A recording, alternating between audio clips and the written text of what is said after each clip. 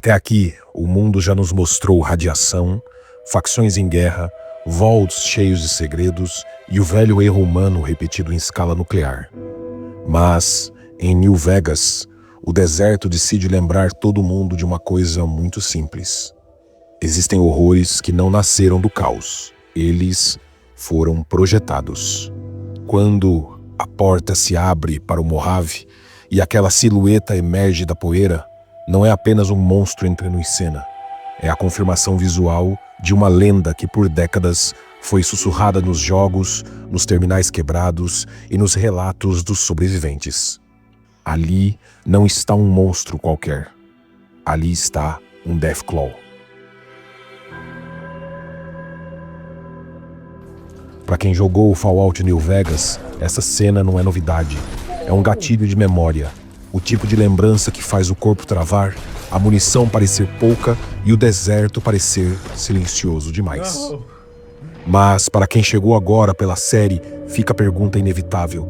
O que é essa coisa? De onde ela veio? E por que todo mundo que conhece a Wasteland aprende cedo a respeitá-la?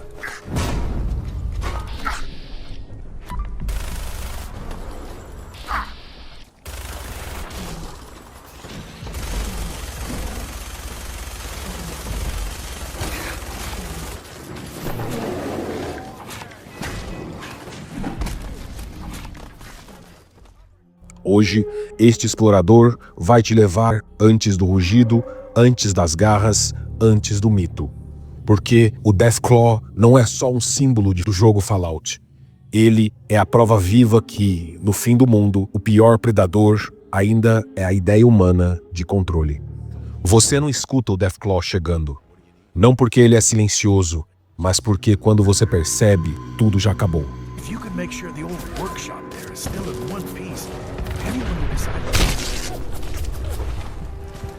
No deserto radioativo do mundo de Fallout, existem mutações, supermutantes, máquinas assassinas e horrores que desafiam a lógica. Mesmo assim, existe um consenso entre saqueadores, soldados da Irmandade e cientistas enlouquecidos.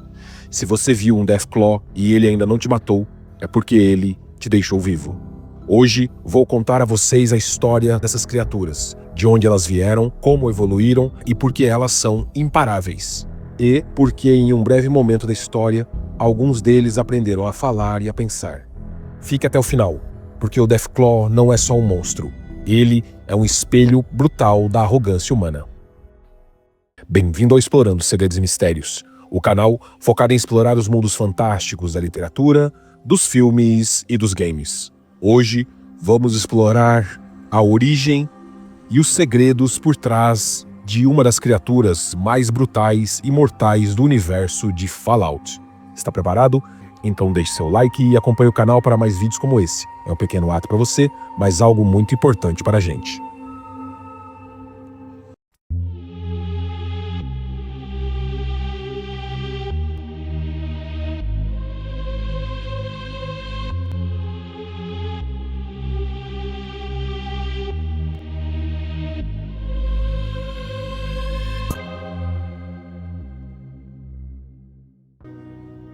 Antes das bombas, antes do deserto e antes do fim, o Deathclaw nasceu como um projeto militar secreto do governo dos Estados Unidos. A ideia era simples, cruel e eficiente. Substituir soldados humanos em missões de alto risco, utilizando organismos vivos projetados para matar, sobreviver e se adaptar. A ideia era criar um ser barato, descartável e letal. O DNA base vinha principalmente dos camaleões de Jackson, misturados com múltiplas espécies animais. O objetivo era criar um predador perfeito. Uma criatura capaz de sobreviver em quase qualquer ambiente, sendo autossuficiente, forte, inteligente o bastante para executar ordens e assustador o suficiente para quebrar a moral inimiga. O projeto funcionou. Tão bem que pelo menos um Deathclaw foi usado em combate real antes de 2077, enviado ao Alasca durante a Guerra Sino-Americana para apoiar as tropas do exército que utilizavam armaduras T-45 contra as forças chinesas. Ele foi um monstro de laboratório solto num campo de batalha. Existem indícios de que a Enclave não participou diretamente da criação inicial, mas seus cientistas reconheceram algo inquietante. A estrutura genética do Deathclaw era assustadoramente parecida com outros projetos secretos que eles mesmos desenvolviam. Ou seja, isso não foi um acidente, era tudo um padrão de construção. Daí veio a Grande Guerra, o fogo nuclear, e depois o silêncio. E então os Deathclaws escaparam. Sem a contenção, sem correntes, sem ordens humanas, eles fugiram para o deserto pós-apocalíptico. E ali fizeram o que foram projetados para fazer: sobreviver, reproduzir, dominar. A população de criaturas explodiu e se espalhou por todo o território que antes era os Estados Unidos. No final do século 22, algo pior aconteceu. O Master, o mutante especialista em manipulação genética e usuário do FEV, refinou ainda mais a fisiologia dos Deathclaws. Eles ficaram maiores, mais fortes e mais resistentes. Por muito tempo, essas criaturas foram tratadas como lendas, histórias de taverna, contos de terror. Até que começaram a surgir ninhos confirmados aqui e ali. Na Califórnia, pós-guerra, regiões inteiras ficaram reféns de uma única fêmea e sua ninhada. No Boneyard, por volta de 2161, uma Deathclaw fêmea manteve grupos armados inteiros, como os Gunrunners, em xeque absoluto. A partir daí, o mito morreu e o predador foi oficialmente reconhecido. O Deathclaw é um réptil bípede carnívoro, projetado para máxima eficiência letal. Ser bípede não foi estética, foi cálculo. A cabeça elevada é utilizada para ter um campo de visão maior. As mãos livres se tornaram armas naturais, criando assim a capacidade de correr em 4 patas quando necessário. Seu corpo é pura musculatura densa, combinando força absurda, velocidade inesperada e uma resistência extrema. Ele possui 5 dedos em cada mão, polegares opositores, e cada dedo termina com uma garra capaz de partir um ser humano desarmado num único golpe. Sua pele é tão resistente que armas leves frequentemente falham, e os espinhos dorsais e os chifres tornam o combate corpo a corpo quase suicida.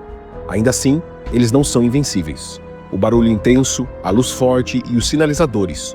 Esses estímulos podem confundir ou afastar um Deathclaw temporariamente.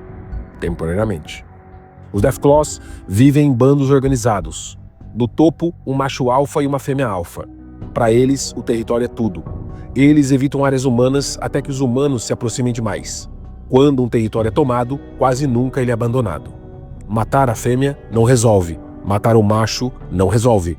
Ou você elimina os 2 líderes ou o bando inteiro. E nenhuma das opções é realmente fácil. Os Deathclaws são ovíparos. Seus ovos pesam em torno de 5,5 quilos. São extremamente resistentes e possuem longa durabilidade. Os ninhos normalmente ficam em locais escuros e protegidos. Os filhotes nascem sem chifres ou espinhos dorsais, mas já nascem com garras. A pele começa clara e escurece com a idade, chegando a tons quase negros nos indivíduos mais velhos. Os chifres crescem para frente dos machos e para trás nas fêmeas, tudo indicando assim sinais claros de status e força. Os Deathclaws não caçam os humanos por esporte, mas quando os caminhos se cruzam, o resultado costuma ser unilateral. Nem mesmo as patrulhas da Irmandade do Aço estão seguras se entrarem em um território sem saber. Com o tempo, os Deathclaws entraram no imaginário popular, se tornando um sinônimo de ferocidade, usados como insultos e virando tema de histórias, piadas e expressões. E sim, os ovos do Deathclaw são considerados uma iguaria nutritiva e deliciosa, usados para omeletes altamente valorizados. Até mesmo o Apocalipse tem a sua própria ironia. Por volta de 2235, o Enclave decidiu corrigir o projeto original dos Deathclaws, usando o FEV para assim aumentar a inteligência das criaturas. O plano era simples: torná-los inteligentes o bastante para obedecer. O que eles criaram foi algo totalmente diferente. Os Deathclaws inteligentes, liderados por Grutar, desenvolveram linguagem, cultura, consciência e moral. Assim, eles foram ocupar o Vault 13 e tentaram viver lá de forma pacífica. Isso, infelizmente, durou pouco. Quando a Enclave percebeu o erro, enviou Frank Horrigan. O resultado foi um extermínio completo. Apenas Goris e Sharn sobreviveram por não estarem presentes ao combate. Depois disso, o Enclave desistiu da inteligência e passou a usar unidades de domesticação implantados no cérebro das criaturas. Tudo para ter mais controle e menos consciência. Os Deathclaws têm variações diversas, por idade e por tipos específicos. E uma curiosidade, ele quase foi criado como um urso carcajo mutante. Mas existiram muitos problemas técnicos e os criadores utilizaram o Tarrasque de Dungeons & Dragons como inspiração, para assim criar esse réptil bípede lendário. Os desenvolvedores chamam os Deathclaws de os dragões do deserto. E talvez eles sejam o mesmo. O Deathclaw não é um erro da natureza. Ele é um sucesso humano, criado para matar, liberado sem controle e por um breve momento capaz de pensar. Ou seja, toda vez que você ver um Deathclaw no deserto, lembre-se, o Apocalipse não criou esse monstro, ele só removeu a coleira, mostrando assim que a humanidade, em toda a sua arrogância, continua tomando decisões erradas a todo momento. Enfim, espero que tenham gostado. Ficamos por aqui. Até o próximo vídeo, meus caros exploradores do deserto radioativo da imaginação humana.